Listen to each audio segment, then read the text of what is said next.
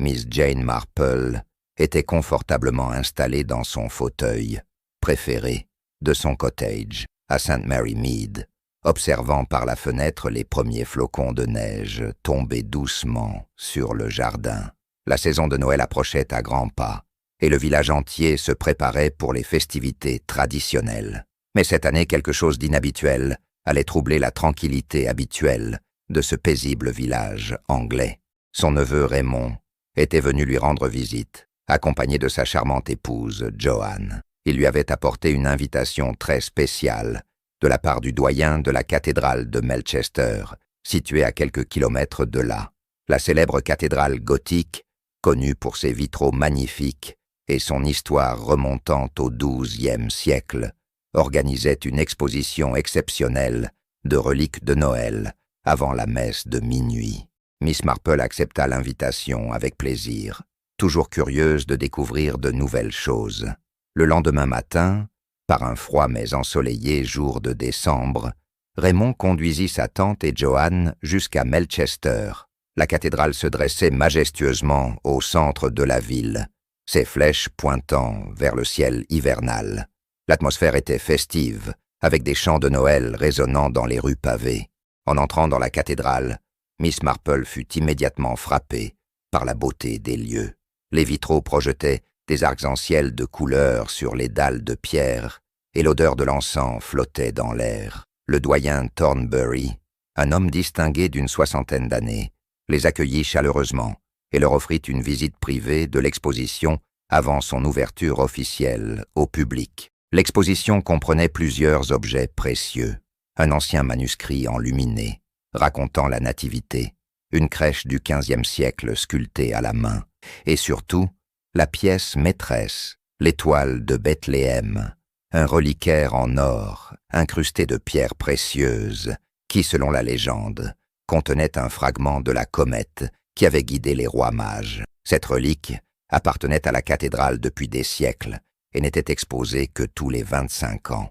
Miss Marple écouta attentivement les explications du doyen, mais quelque chose dans l'atmosphère la mettait mal à l'aise. Elle avait développé au fil des années un sixième sens pour détecter quand quelque chose n'allait pas. Et ce jour-là, dans cette magnifique cathédrale décorée pour Noël, elle sentait qu'un mystère était sur le point de se révéler. Le lendemain de leur visite, Miss Marple reçut un coup de téléphone urgent du doyen Thornbury. Sa voix tremblait légèrement au téléphone, signe évident de sa détresse. L'étoile de Bethléem avait disparu pendant la nuit, volatilisée de sa vitrine pourtant solidement fermée à clé. Aucune fenêtre brisée, aucune porte forcée. La relique s'était simplement évaporée, comme par magie. Miss Marple demanda immédiatement à Raymond de la conduire à Melchester. Sur place, elle trouva la cathédrale en émoi. L'inspecteur Craddock, un policier consciencieux qu'elle avait déjà rencontré lors d'une précédente affaire, menait l'enquête. Il accueillit Miss Marple avec un mélange de soulagement et de respect, connaissant ses talents particuliers pour résoudre les énigmes les plus complexes. La vitrine où reposait l'étoile était intacte, la serrure n'avait pas été forcée, et seules 3 personnes possédaient une clé, le doyen Thornbury, le sacristain M. Wickham et la conservatrice de l'exposition, Madame Fenwick. L'inspecteur Craddock avait déjà interrogé les 3 personnes, mais leurs alibis semblaient solides. Le doyen était chez lui, avec sa femme, M. Wickham avait passé la soirée au pub local avec des témoins, et Madame Fenwick était à Londres pour une conférence. Miss Marple examina attentivement la vitrine, ses yeux perçants ne manquant aucun détail. Elle remarqua quelque chose que l'inspecteur avait négligé, une légère trace de poussière, déplacée sur le bord de la vitrine, comme si quelqu'un l'avait touchée avec précaution.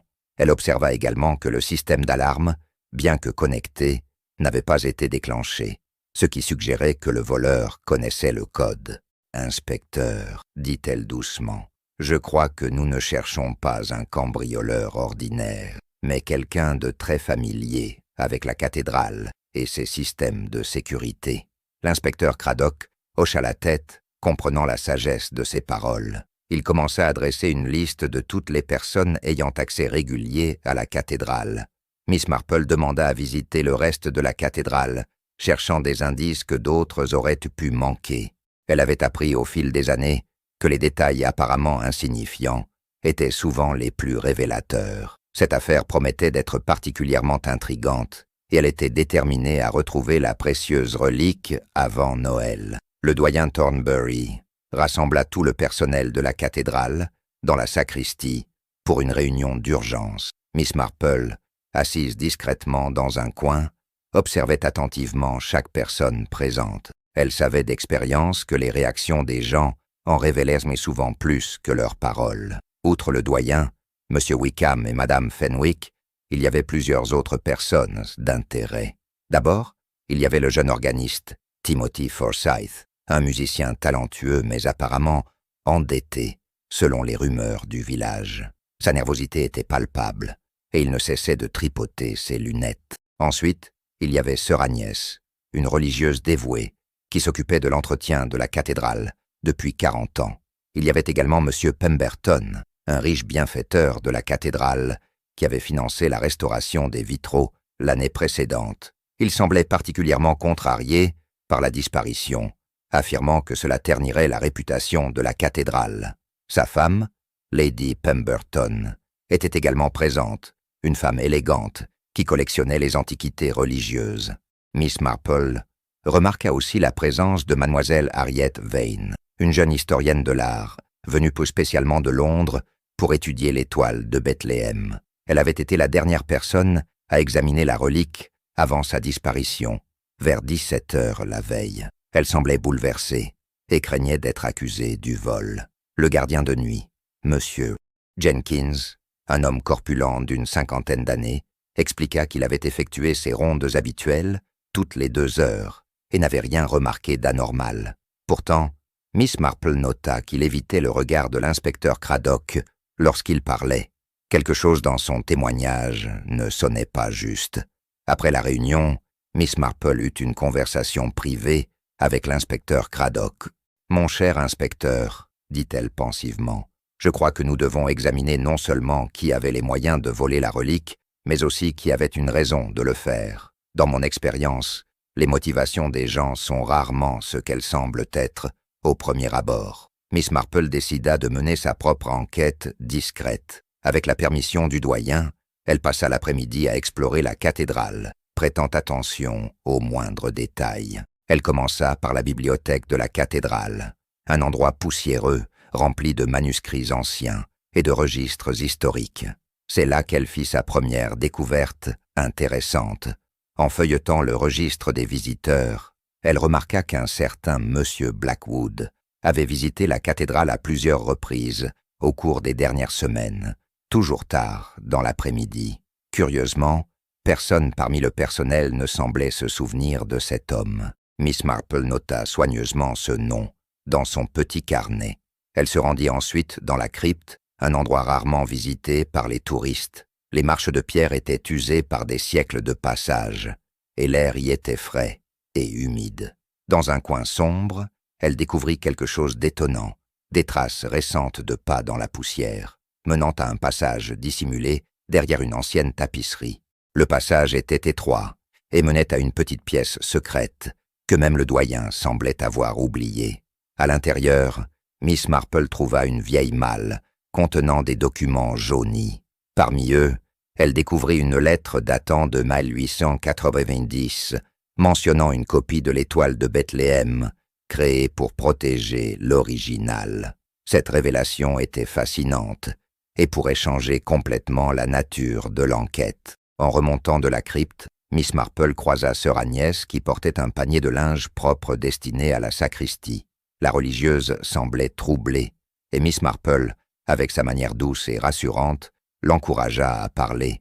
Sœur Agnès admit avoir vu quelqu'un s'attarder près de la vitrine la veille au soir, mais elle n'avait pas osé le mentionner, car il s'agissait d'une personne importante. Miss Marple retourna voir l'inspecteur Craddock pour partager ses découvertes. L'inspecteur était impressionné par les progrès qu'elle avait accomplis en si peu de temps.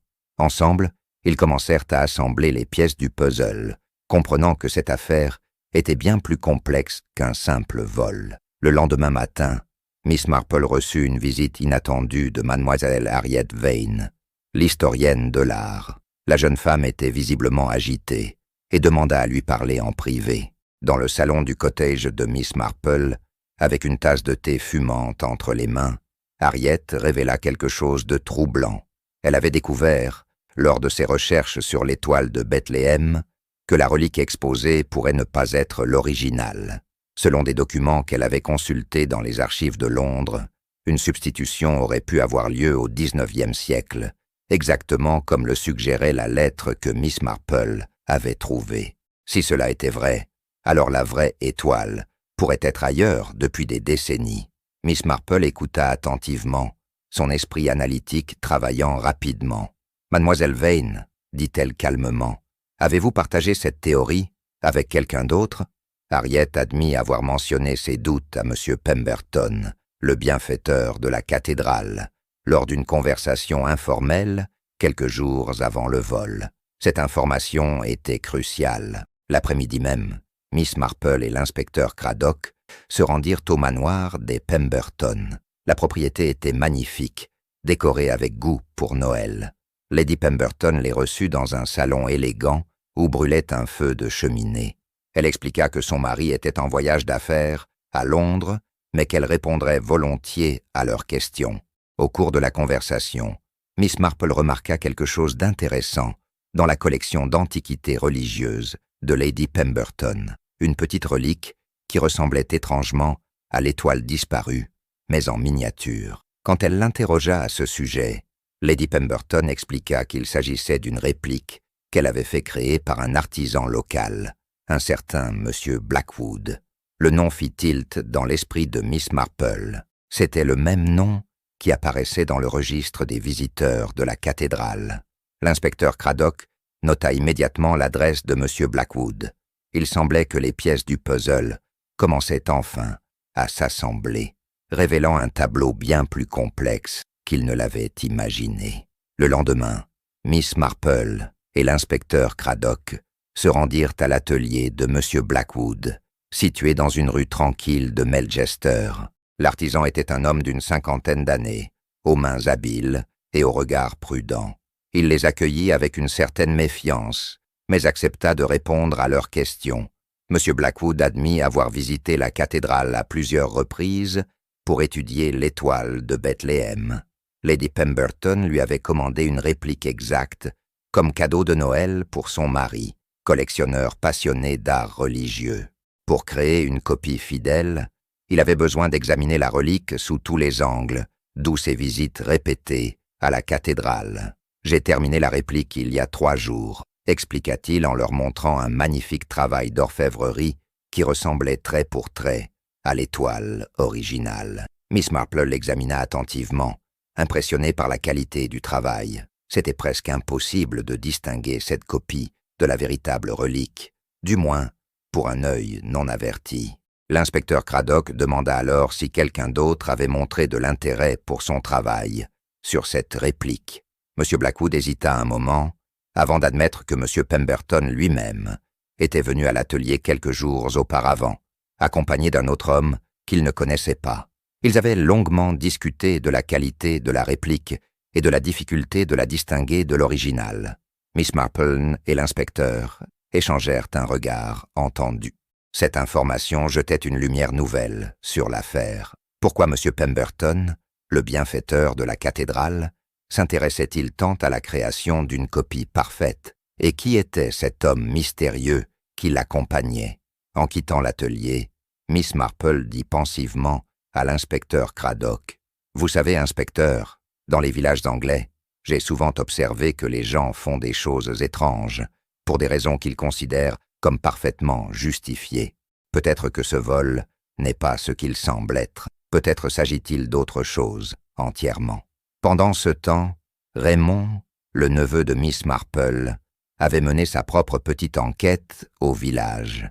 Il avait découvert que Timothy Forsyth, le jeune organiste, était effectivement endetté, mais pour une raison noble, il payait discrètement les frais médicaux d'un enfant malade du village, dont la famille n'avait pas les moyens.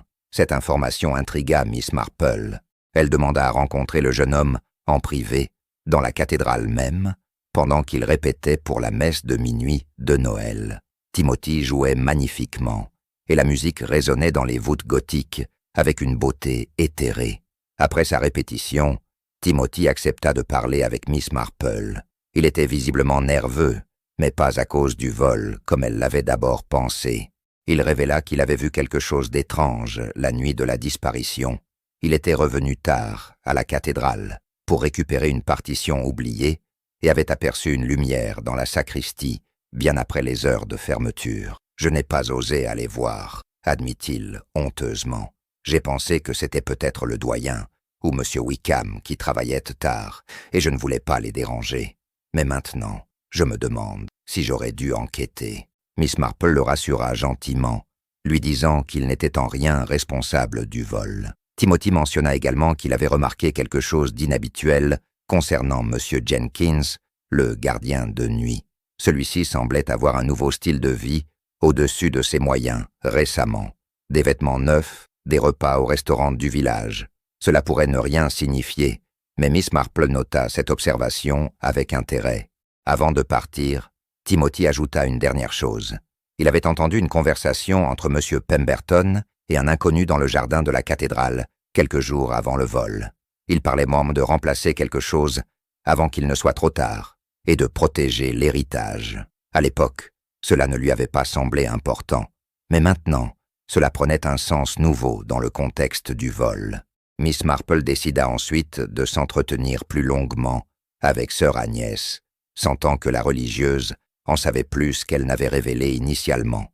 Elles se rencontrèrent dans le petit jardin de la cathédrale, un havre de paix, même en hiver, où quelques rosiers résistants montraient encore leurs dernières fleurs. Sœur Agnès, après quelques encouragements doux de Miss Marple, admit tenir un journal personnel depuis 40 ans, où elle notait tout ce qui se passait dans la cathédrale. « C'est peut-être indiscret, » dit-elle avec embarras, « mais j'aime garder une trace de la vie de notre chère cathédrale. » Elle proposa à Miss Marple de consulter ses notes récentes. Dans le journal, Miss Marple découvrit des observations fascinantes. Sœur Agnès avait noté que M. Wickham, le sacristain, avait été particulièrement préoccupé ces dernières semaines. Il avait reçu plusieurs fois la visite d'un homme élégant, probablement M.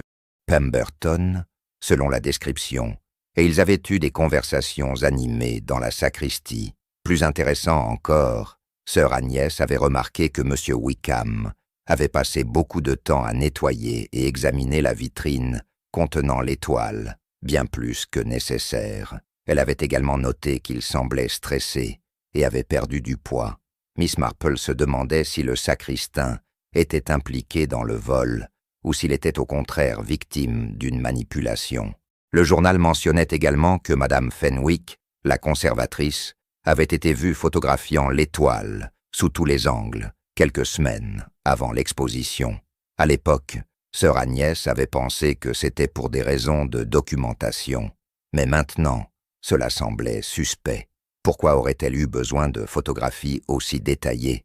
En refermant le journal, Miss Marple remercia chaleureusement sœur Agnès pour sa confiance. « Vous avez été les yeux et les oreilles de cette cathédrale pendant toutes ces années, » lui dit-elle, avec admiration. « Vos observations pourraient bien être la clé pour résoudre ce mystère et récupérer notre précieuse étoile avant Noël. » L'inspecteur Craddock et Miss Marple décidèrent qu'il était temps de confronter M.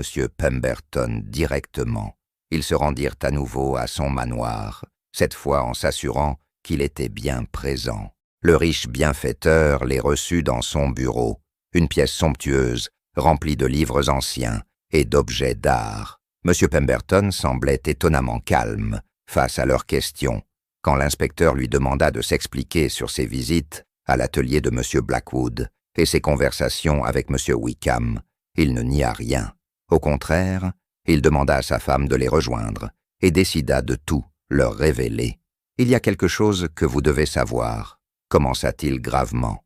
L'étoile de Bethléem qui était exposée dans la cathédrale n'était pas l'original. Il expliqua qu'il l'avait découvert accidentellement lors de la restauration des vitraux qu'il avait financés.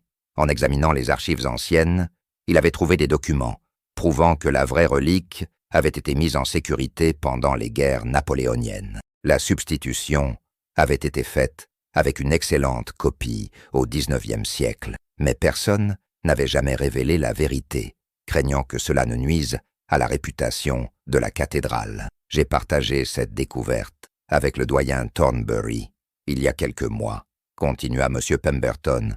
Nous avons décidé qu'il fallait retrouver l'original et la remettre à sa place, discrètement. M. Wickham avait été mis dans la confidence et avait aidé à chercher l'étoile originale. Les photographies de Madame Fenwick servaient à comparer les deux reliques une fois qu'ils auraient retrouvé l'original. La réplique commandée à M. Blackwood devait remplacer temporairement la copie du XIXe siècle pendant qu'ils continuaient leurs recherches. Mais alors, demanda Miss Marple, ses yeux brillants de compréhension, qui a volé la fausse étoile? Et pourquoi? M. Pemberton secoua la tête, semblant sincèrement perplexe. C'est exactement ce que nous essayons de comprendre. Quelqu'un d'autre a découvert le secret, et je crains que cette personne n'ait volé la copie, croyant qu'il s'agissait de l'original. Cette nuit-là, Miss Marple ne dormit pas beaucoup, son esprit rassemblant toutes les pièces du puzzle. Au petit matin, elle avait compris. Elle téléphona à l'inspecteur Craddock et lui demanda de rassembler tous les suspects dans la cathédrale pour 16 heures, affirmant qu'elle révélerait l'identité du voleur. Lorsque tout le monde fut réuni dans la nef de la cathédrale, Miss Marple commença son explication. « Mesdames et messieurs, dit-elle de sa voix douce mais ferme, ce mystère repose sur plusieurs malentendus et sur la cupidité d'une seule personne qui a découvert un secret qu'elle n'aurait pas dû connaître. » Elle expliqua d'abord ce que M. Pemberton avait révélé concernant la substitution de l'étoile originale. « Mais voyez-vous, continua-t-elle, une personne a découvert ce secret et a vu une opportunité. Cette personne savait que la relique exposée était une copie, mais elle savait aussi qu'elle avait toujours une valeur considérable en tant qu'objet d'art ancien. » Miss Marple se tourna vers M. Jenkins, le gardien de nuit. « Monsieur Jenkins, vous avez été très discret, mais pas assez. Vos nouvelles dépenses n'ont pas échappé à l'attention, et votre nervosité lors de votre témoignage a trahi votre culpabilité. » Le gardien pâlit, mais ne dit rien. « Vous avez surpris une conversation entre M. Pemberton et M. Wickham, parlant du fait que l'étoile exposée n'était pas l'original, » continua Miss Marple. « Vous avez pensé que vous pourriez la voler et la vendre à un collectionneur sans scrupules, en faisant croire qu'il s'agissait de l'authentique relique médiévale. Vous aviez accès à toutes les clés et codes d'alarme. » M. Jenkins finit par craquer sous le regard perçant de Miss Marple et les preuves qui s'accumulaient. Il admit avoir pris la relique et l'avoir cachée, planifiant de la vendre à un marchand d'art qu'il avait contacté à Londres. Il n'avait pas réalisé que même une copie ancienne constituait un vol grave d'un bien appartenant à la cathédrale. Sous la pression de l'inspecteur Craddock et les paroles sages de Miss Marple, M. Jenkins révéla où il avait caché la relique dans sa propre demeure, emballée soigneusement dans du tissu, attendant d'être vendue après Noël. L'étoile fut récupérée intacte à la grande joie du doyen Thornbury et de toute l'équipe de la cathédrale. M. Jenkins fut arrêté, mais Miss Marple suggéra à l'inspecteur de tenir compte du fait qu'il n'avait causé aucun dommage à la relique et que sa situation financière difficile l'avait poussé à cet acte désespéré. Elle recommanda la clémence, espérant qu'il pourrait se racheter. L'inspecteur Craddock promit de transmettre cette recommandation au juge. Pendant ce temps, M. Pemberton et le doyen Thornbury avaient lancé continuer leurs recherches et avaient fait une découverte extraordinaire. La véritable étoile de Bethléem avait été cachée depuis 1810 dans un compartiment secret de l'hôtel principal, exactement où les documents anciens l'indiquaient. Elle fut authentifiée par Madame Fenwick et Mademoiselle Vane, qui confirmèrent qu'il s'agissait bien de la relique originale. Le doyen décida qu'il était temps de révéler la vérité aux paroissiens et au public. Lors d'une cérémonie spéciale, 3 jours avant Noël, il expliqua toute l'histoire de la substitution et du retour miraculeux de la véritable étoile. L'émotion était palpable dans la cathédrale bondée, et beaucoup de gens pleuraient de joie. Pour la messe de minuit de Noël, la véritable étoile de Bethléem brillait dans sa vitrine, restaurée et protégée Miss Marple était présente, assise entre Raymond et Joanne, écoutant la magnifique musique de Timothy Forsyth résonner sous les voûtes gothiques. La cathédrale n'avait jamais été aussi belle, illuminée par des centaines de bougies. Après la messe, le doyen Thornbury remercia personnellement Miss Marple pour son aide inestimable. « Sans vous, chère Miss Marple, dit-il avec émotion, nous n'aurions jamais récupéré notre trésor à temps pour Noël, et nous n'aurions jamais retrouvé la véritable étoile. » Miss Marple sourit modestement, affirmant qu'elle n'avait fait que ce que n'importe qui aurait fait, avec un peu d'observation et de bon sens. Mais tous ceux qui la connaissaient savaient qu'elle possédait un don unique pour percer les mystères les plus complexes, guidée par sa compréhension profonde de la nature humaine. Le lendemain de Noël, Miss Marple reçut une invitation à déjeuner au manoir des Pemberton. La demeure était encore plus magnifique qu'avant, avec l'arbre de Noël scintillant dans le grand salon et l'odeur de la dinde rôtie flottant dans l'air. Lady Pemberton l'accueillit avec une chaleureuse embrassade, comme si elles étaient de vieilles amies. Le repas fut délicieux et l'atmosphère joyeuse.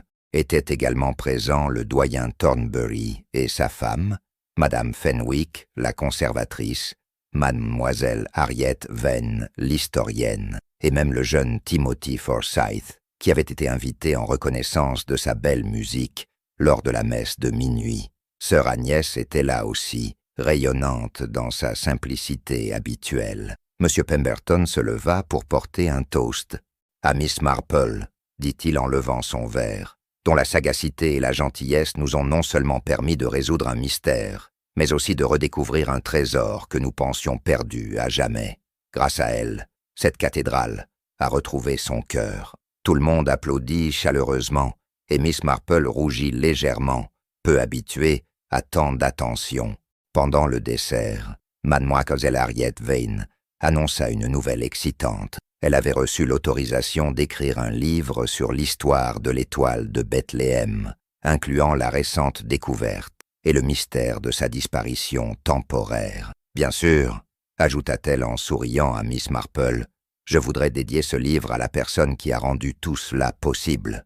Le doyen Thornbury révéla également que la cathédrale avait décidé de créer une nouvelle exposition permanente, racontant toute l'histoire de la relique, y compris les événements récents. Nous ne cacherons plus la vérité, déclara-t-il.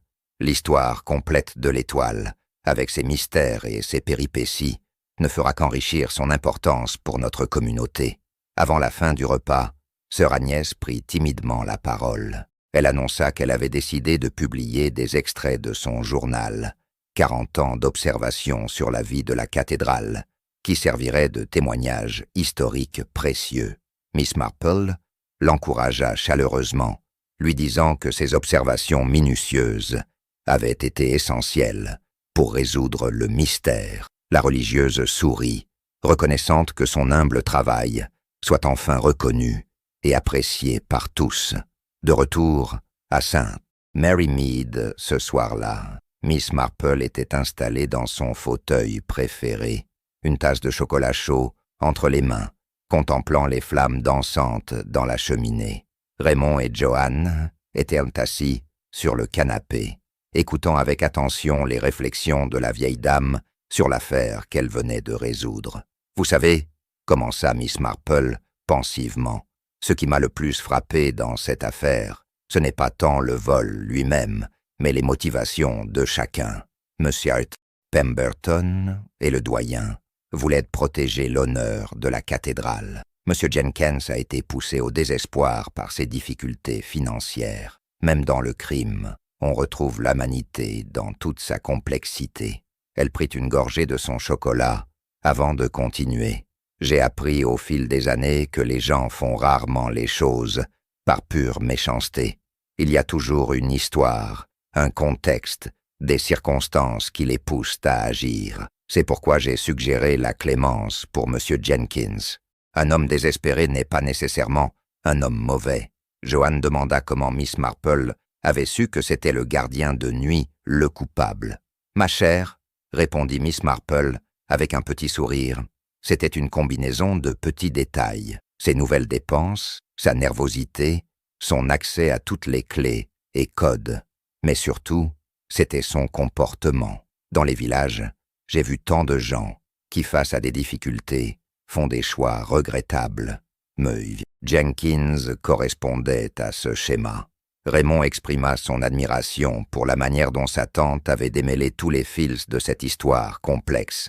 Il y avait tellement de personnes impliquées, tellement de secrets, dit-il. Comment avez-vous fait pour ne pas vous perdre dans tous ces détails? Miss Marple rit doucement. Mon cher Raymond, c'est exactement comme tricoter un pull complexe. Il suffit de suivre chaque fil patiemment jusqu'à son origine. La soirée se poursuivit dans une ambiance chaleureuse et paisible. Dehors, la neige recommençait à tomber, recouvrant St. Mary Mead d'un manteau blanc, immaculé. Miss Marple regardait par la fenêtre, satisfaite d'avoir pu aider à résoudre ce mystère et à rendre à la cathédrale son précieux trésor. C'était, pensa-t-elle, la plus belle façon de célébrer Noël, en restaurant la vérité et en permettant à la justice de triompher avec compassion.